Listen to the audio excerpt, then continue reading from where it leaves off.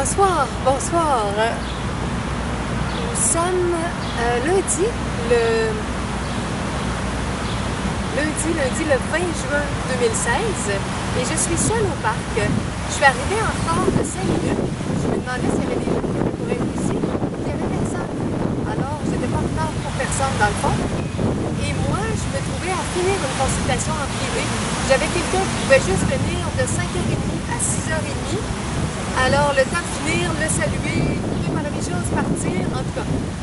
6h30, c'est ça. Je suis arrivée à 7h05 au lieu d'arriver au parc à 7h. Et là, je viens de voir que il me reste une batterie sur ma caméra. J'avais complètement oublié de vérifier. Ma caméra est pas assez rechargée. Alors, ça va être une petite vidéo de quelques minutes parce que la lumière peut s'arrêter n'importe quand. Et en même temps, c'est bon, il n'y a personne, donc je vais juste vous faire une petite vidéo ce soir. Il y a aussi le fait que j'ai oublié mon livre du cours en miracle. Un cours en miracle. J'ai dit, bon, j'ai ma caméra, j'ai mes feuilles d'information si je rencontre des gens pour leur en donner. Bon, en tout cas, j'avais ce que j'avais besoin dans mon sac. J'ai complètement oublié mon livre Un cours en miracle. Alors, comme j'ai juste une petite période du temps avec juste une batterie sur ma caméra, je vais vous parler spontanément. Et juste avant, je vais vous dire que là, on est lundi. Ah oui, lundi, aujourd'hui, c'est la journée officielle de l'été. C'est le solstice d'été. L'équinoxe du printemps, le solstice d'été, oui, donc au tournant du 20 et du 21. Donc, on commence l'été et il fait beau, il fait chaud, c'est doux. Chez moi, je mets un peu d'air climatisé, je l'arrête, je la remets, je l'arrête. Donc, c'est vraiment des super belles journées depuis plus d'une semaine. Bon, ça, c'est pour la journée aujourd'hui. Dimanche, non, samedi. Samedi, je suis allée voir la comédie musicale Mary Poppins au Théâtre Saint-Denis à Montréal. C'est à 30 minutes de marche à partir de chez moi. Et dans le quartier latin, c'était vraiment très, très bon. J'avais reçu un billet en cadeau. Je l'avais reçu il y a plusieurs mois et je savais que la date, c'était le 18 juin. Donc, c'était en soirée samedi. Ça a commencé à 20h10. Ça s'est terminé à 23h10. 3 heures de spectacle avec un entracte de 25 minutes. Et pendant l'entracte, il faisait tellement beau, je suis sortie dehors, j'ai fait un tour du pâté et je suis rentrée au resto Vego, mon restaurant préféré, qui est tout près du Théâtre Saint-Denis. Je suis allée voir un peu les affiches, ma publicité qui était toujours sur le babillard que j'ai mis là, sur Un cours en miracle. Et je suis allée aux toilettes parce qu'il y avait moins de monde aux toilettes là qu'au théâtre directement. Et ensuite, je suis ressortie et je suis retournée à la salle. Et il y avait des chorégraphies magnifiques, il y avait des chansons qui étaient belles. Ça m'a rappelé des souvenirs de mon enfance, de l'histoire de Mary Poppins. J'avais un petit livret avec est-ce que c'était un CD ou une cassette? En tout cas, il y avait des chants aussi avec ça. Mais ça faisait tellement longtemps, je me souvenais plus de l'histoire exacte de Mary Poppins. Alors là, les chants et tout, Mary Poppins qui s'envole dans le théâtre, deux autres personnages qui se sont envolés aussi à un moment donné. Je crois que la publicité disait qu'il y avait 3 fois plus de budget dans cette production-là que les autres habituellement pour les comédies musicales d'été au Théâtre Saint-Denis. La mise en scène de Serge Postigo était excellente, les décors, parfois c'était des décors qui étaient repliables, qui tassaient, parfois c'était un fond de scène comme avec une photographie ou un montage, un grand écran géant. C'était, en tout cas, c'était très beau et mon billet était dans la 7e rangée. J'étais dans la rangée F, donc très proche de la scène, mais pas trop pour pas regarder comme ça. J'étais bien placée. Et selon la mise en scène, les acteurs descendaient du stage et s'en allaient dans un rideau qui était juste à gauche de la scène. Au lieu d'aller dans les coulisses directement, ils ne passaient pas toujours par les coulisses. Parfois, ils descendaient de la scène. Alors, je les avais à quelques pas de moi, je les voyais circuler, traverser le rideau noir, retourner dans les coulisses. Donc, c'était une très, très belle soirée. Je vous la recommande pour les voir. C'est sûr que dans une comédie musicale, il y a des bouts un petit peu plus longs, il y a des bouts moins longs, mais dans l'ensemble, c'était une très, très belle production. Et, excusez-moi avec le vent, j'espère que ça ne fera pas tomber la caméra.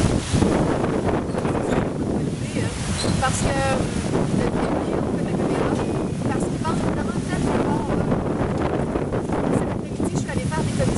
j'avais apporté mon mon parapluie blanc que j'ouvre parfois comme une ombrelle quand il fait trop chaud, mais pas trop, mais très chaud, très soleil. Et il ventait tellement que je ne pouvais pas l'utiliser du tout parce que mon sac, pas lui, mais un autre que je prends pour aller faire de l'épicerie ou des commissions, s'envolait au vent. Moi, les cheveux, j'avais l'air comme d'une lionne, mes cheveux qui se promenaient partout. L'avoir su, je me serais fait une couette où je les aurais attachés. Bon. Alors, c'est ça. Il y a des grands coups de vent, puis après ça, ça se calme. Là, c'est plus doux, il y a moins de vent pour l'instant. Ça va peut-être revenir tantôt. Alors voilà, c'était ma soirée de samedi au Théâtre Saint-Denis. Et je remercie ma sœur Caroline qui m'avait offert ce billet-là pour la comédie musicale Mary Poppins. J'ai un passeport juste pour rire aussi, pour l'été. Et je vais aller voir les spectacles cet été comme les 2 autres étés précédentes. Donc, c'est fort possible que pour la période, je crois que c'est du 14 juillet à la fin juillet, au lieu que mes activités soient de 7h à 9h, je vais les faire peut-être de 4 à 6 ou quelque chose comme ça, en tout cas, pour avoir le temps de me rendre pour les spectacles qui vont débuter à 7h30 ou à 8h. On peut voir près de 14 spectacles avec notre passeport. Je vous invite, si vous ne connaissez pas cette formule-là, à vous acheter un passeport. Je crois que cette année, le passeport est 129 $, quelque chose comme ça. Donc, c'est quand même un petit prix. D'habitude, on peut voir 2-3 spectacles. Et là, on peut en choisir 14, un par jour. En tout cas, j'aime beaucoup cette formule-là. Et moi, c'est proche. Je peux y aller à pied, soit dans le quartier latin ou dans le centre-ville de Montréal. Parfois aussi, je peux prendre le métro ou l'autobus. Donc, c'est une très belle formule pour aller voir les spectacles d'humour. Et vous pouvez demander le passeport cette année qui est bilingue. Il n'est pas publicisé, mais il permet d'aller voir les spectacles anglophones ou les spectacles francophones. Et ça se peut, moi, cette année, que j'aille voir certains spectacles anglophones, bien que je ne suis pas bilingue encore, donc je ne comprends pas tout, peut-être à 70-80%. Je vais peut-être faire des tests pour aller voir certains humoristes anglophones. Mais il faut le demander parce que ça va sortir dans la publicité, je crois, juste l'année prochaine que le passeport pourrait être bilingue. Donc, si vous n'avez pas entendu parler et que vous achetez le passeport régulier, ça va être juste pour le français. Mais si vous le demandez, que vous voulez le passeport bilingue, c'est le même montant, puis il va vous donner accès soit à un spectacle par jour en français ou en anglais. OK, voilà pour les nouvelles. Maintenant, parce que je ne sais pas quand est-ce que ma caméra va s'arrêter, si vous voulez découvrir d'autres enseignements qui sont proches d'un cours en miracle et que j'aime beaucoup aussi, je me suis replongée dans ça il y a quelques jours. L'esprit qui nous guide, la présence toute la présence spirituelle qui en moi ou autour de moi, qui m'assiste à travers tout ce que je fais. Je sentais beaucoup un élan à retrouver ces textes-là. Et on était, attends un petit peu, le 17, je pense que c'est le 17 juin que j'ai repris un beau livre.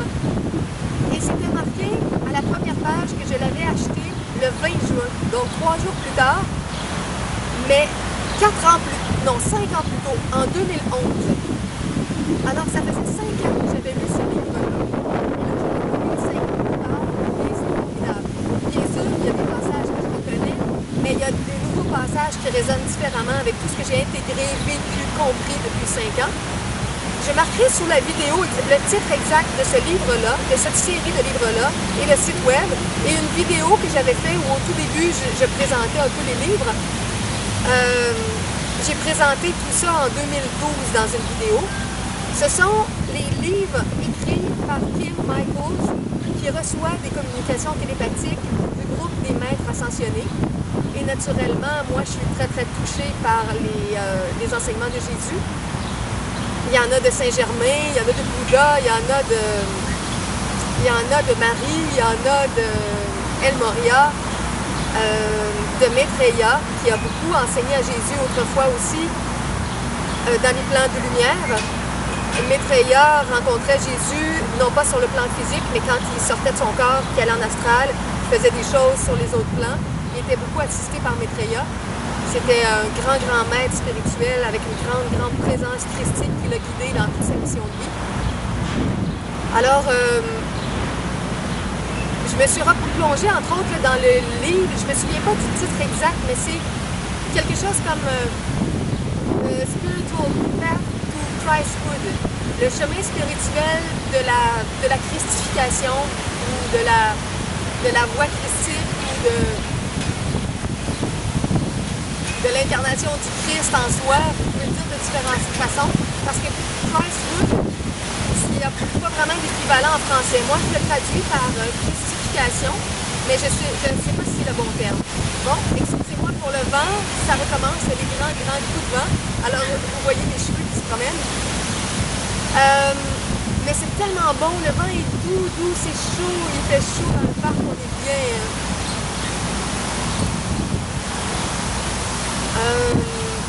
Ok, alors je recommande beaucoup ces enseignements-là.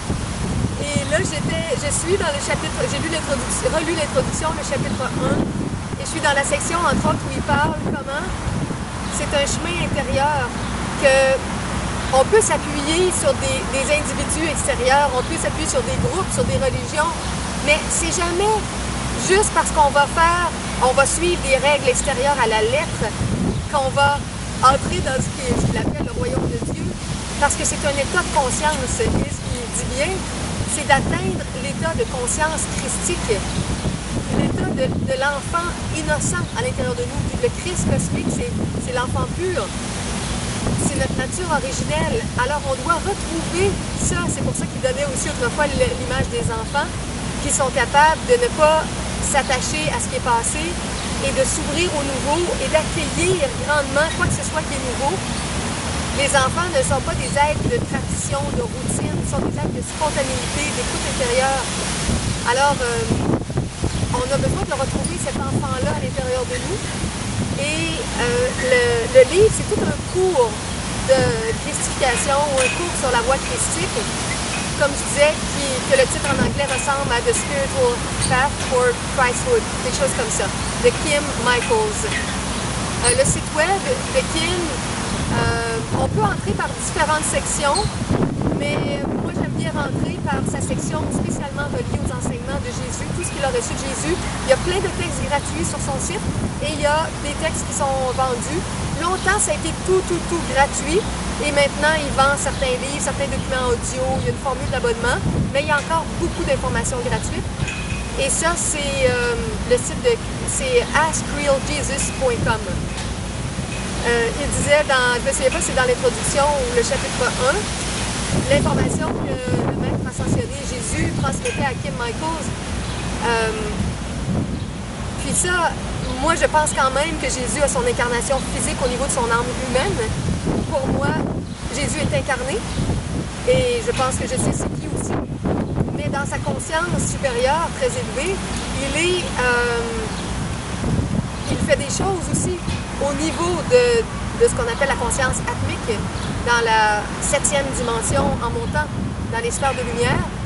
Donc, dans la plus grande sphère de sa conscience, il peut faire des choses, il peut transmettre des enseignements, alors que dans une partie de son être, dans son âme humaine, il peut faire des choses sur le plan physique. Alors, en tout cas, la partie il y a une partie de cet être-là. Est-ce que c'est vraiment lui, pas lui? Je ne peux pas vous le prouver, mais les enseignements sont d'une grande beauté. Et pour moi, ça résonne très juste. Et ce qu'il a transmis à Kim Michaels, qu'est-ce que j'ai fait un grand préambule, que j'ai oublié ce que je voulais dire. Il disait, bon, c'est ça, il disait que atteindre le royaume de Dieu, c'est à l'intérieur de nous, c'est un état de conscience, c'est dans les états de fusion au divin. C'est quelque chose d'intérieur, ce n'est pas des règles. Bien sûr, on a des règles externes pour mieux vivre, pour être plus harmonieux, oui, il y a des règles de vie, mais Yeshua, Jésus avait tout simplifié ça avec la règle d'or, qui était aimer Dieu par-dessus tout, aimer son prochain comme soi-même. Donc, ne faites pas aux autres ce que vous ne voudriez pas qu'ils vous fassent, ou faites aux autres ce que vous aimeriez qu'ils vous fassent, dans la mesure où vous êtes un être saint, S-A-I-N, ou S-A-I-N-T, parce que je me souviens d'un petit livre que j'avais beaucoup aimé autrefois qui s'appelle Illusion ou le Messie récalcitrant de Richard Bach. Et il y a un chapitre dans ça où il y a une personne un peu perverse qui vient rencontrer un peu le maître, le guide qui enseigne dans le livre au personnage central et qui lui dit cette règle-là de faire aux autres ce qu'on voudrait qu'ils nous fassent. Si on est masochiste, si on est sadique, ça veut dire qu'on va vouloir que les autres soient masochistes ou sadiques par rapport à nous. Donc, dans des cas extrêmes de personnes qui vivent pas dans quelque chose d'harmonieux, bon, cette règle-là pourrait être distorsionnée. C'est pour ça qu'à l'état le plus pur, on pourrait transformer la phrase en disant de faire aux autres ce que la présence divine nous fait à nous, d'aimer les autres d'un amour divin comme Dieu nous aime d'un amour divin. Mais c'est pas ça que je voulais dire. Bon, ça, il parlait, c'est ça, de pas juste suivre des règles externes, mais de changer notre cœur, de voir ce que nous, on a transformé en nous, au lieu de juste chercher ce que les autres ont transformé en eux. Attendez un petit peu, je vais prendre un petit peu.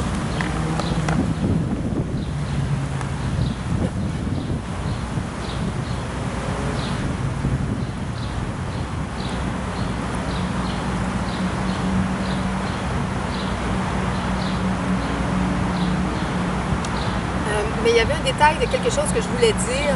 Et là, qu'est-ce que c'était? Non, je l'ai oublié. J'ai parlé de trop de choses puis j'ai oublié ce que je voulais vous dire, mais c'est pas grave, c'est pas vraiment important. OK. Alors,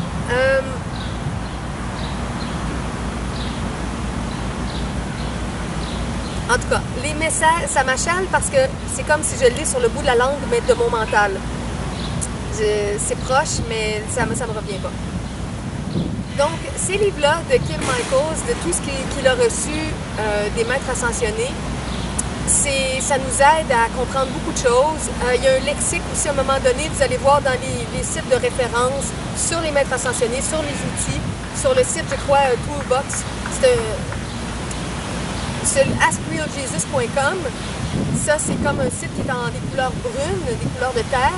Et l'autre, Toolbox, le Spiritual Toolbox, quelque chose comme ça, le coffre à outils spirituel, ça c'est tout en bleu. Et il y a un lexique ou un glossaire, je ne me souviens pas comment il dit, glossary peut-être, quelque chose comme ça. Mais il y a plein de mots qui sont décrits. Et juste à lire les définitions des mots, c'est des enseignements très précieux, vous comprenez beaucoup de choses. D'ailleurs, j'ai reçu une inspiration il y a quelques jours, hier ou avant-hier, en fin de semaine. L'inspiration m'habitait pour écrire un nouveau lexique. Mon lexique de psychologie multidimensionnelle que vous trouvez avec tous mes livres gratuits sur mon site du Paradis sur Terre. Vous avez ça dans les liens en bas de la vidéo. Ça, c'est le Paradis sur Terre, c'est heavenonearthyes.wix.com/le Paradis sur Terre. La section des livres gratuits, vous avez mon lexique et il y a 72 termes que j'ai décrits. Et décrit abondamment, là, plusieurs paragraphes. Ça fait un livre de plus de 100 pages. Je ne me souviens pas combien il y a de pages exactement, 100, 125. Et c'est un de mes premiers livres que j'ai écrit vers les années 93 environ, quelque chose comme ça, parce que c'est important pour moi de définir mes mots que j'utilise en psychologie multidimensionnelle, parce que si on n'a pas les mêmes définitions, on ne comprend pas les mêmes choses. Alors, un de mes premiers textes, ça a été mon lexique de psychologie multidimensionnelle, et par la suite, j'ai écrit mes livrets. Et depuis, j'ai appris beaucoup d'autres choses, naturellement, 93, 2003, 2013, ça fait 23 ans, plus de 23 ans que j'écris. Et il m'est venu une nouvelle série de 72 termes, et pour lesquels je vais écrire des définitions, et je vais mettre ça dans mes livres gratuits quand ça va être complété, mais ça va être plus petit. Je vais faire des définitions plus courtes, non pas des définitions d'une page, mais peut-être un paragraphe pour définir un mot.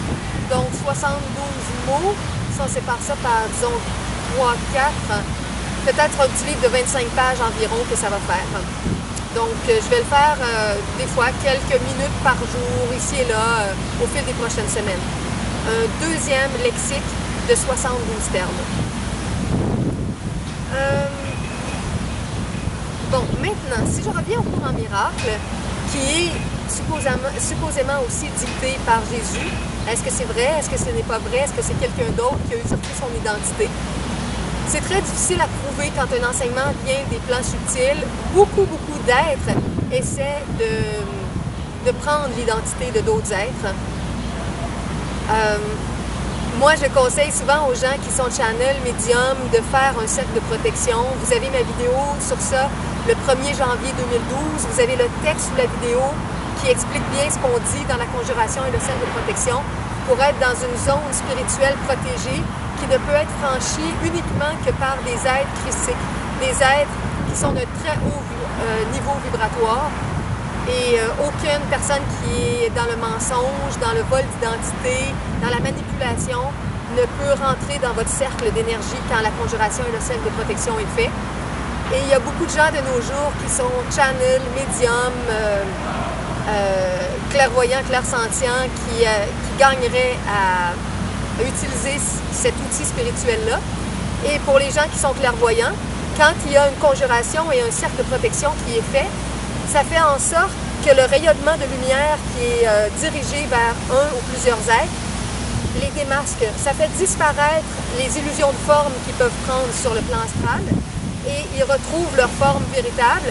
Et si c'est un être un peu malveillant, un peu même avec une apparence pas très jolie, des fois monstrueuse même, tout le masque qui vient d'une forme astrale déguisée va disparaître.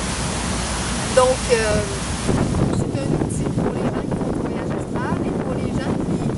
qui ont de la clairvoyance ou les gens qui font de la communication avec des êtres de d'autres plans. Bon. Alors c'est ça, si je reviens à un cours en miracle, je ne sais pas si... Je ne peux pas prouver si ce cours-là vient de Jésus, de Yeshua, ou si ça vient du Christ, parce que la présence christique qui a accompagné Yeshua autrefois, et par la suite aussi, dans la suite de son chemin d'immortalité, cette présence-là, elle accompagne. Ah, c'est proche de ce que je voulais dire tantôt en lien avec les livres de Kim Michaels.